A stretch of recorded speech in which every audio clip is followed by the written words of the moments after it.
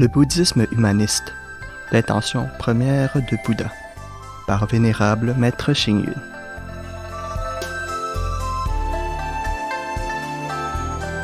Yun. Les vérités sacrées du bouddhisme humaniste. Naturellement, il n'est pas possible d'atteindre instantanément la perfection. À la lumière des expériences que j'ai vécues, je pense que chacun récolte ce qu'il cultive et que chaque jour de pratique apporte son mérite quotidien. Ce que le bouddhisme appelle prajna, voie du milieu, coproduction conditionnelle, toutes ces vérités de non-dualité entre l'autre et moi du Mahayana sont faites des caractères sacrés de notre foi. Elles sont aussi les vérités sacrées constituant l'âme du lien qui unit le bouddhisme humaniste et Bouddha. Dans le bouddhisme humaniste, avoir un bol de riz à manger n'est pas une chose sacrée. Avoir une vie heureuse avec de bonnes affinités n'est-il pas une chose sacrée? Échanger un sourire, une poignée de main ou une salutation avec quelqu'un, n'est-ce pas une chose sacrée? Faire des dons aux autres, leur offrir la confiance, la joie, l'espoir et l'aisance, n'est-elle pas une chose sacrée? De même, la compagne des trois bontés, faire de bonnes actions, dire de bonnes paroles et avoir un bon cœur, n'est-elle pas assez sacrée? La croyance est sacrée, la pratique de la perfection est sacrée.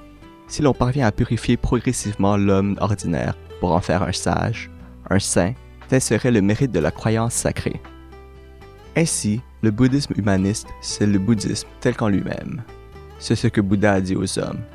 À l'époque, en Inde, de nombreux hérétiques avaient des méthodes de pratique excentriques et irrationnelles, contraires à la voie normale. Par compassion et aussi pour subjuguer les 96 types d'hérétiques, Bouddha déployait toute son énergie pour prêcher le dharma et libérer les êtres.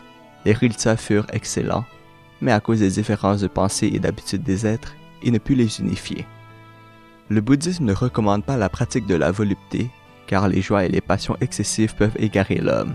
Cependant, il n'encourage pas non plus la pratique ascétique trop sévère.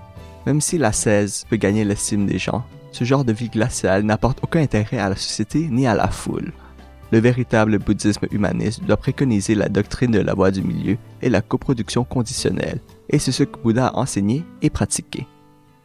Désormais, le bouddhisme doit se conformer aux instructions du bouddhisme humaniste enseigné par Bouddha.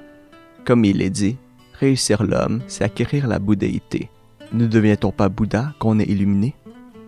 En outre, Bouddha nous dit qu'il faut guider les êtres avec les 4 Vari Samgara Vastuni, prononcer les 4 vœux universels, attacher de l'importance aux nécessités de la vie et à la bonne conduite, et surtout appliquer ces doctrines transcendantes et approfondies dans la vie quotidienne, afin de pouvoir obtenir la paix et l'aisance dans le monde des hommes.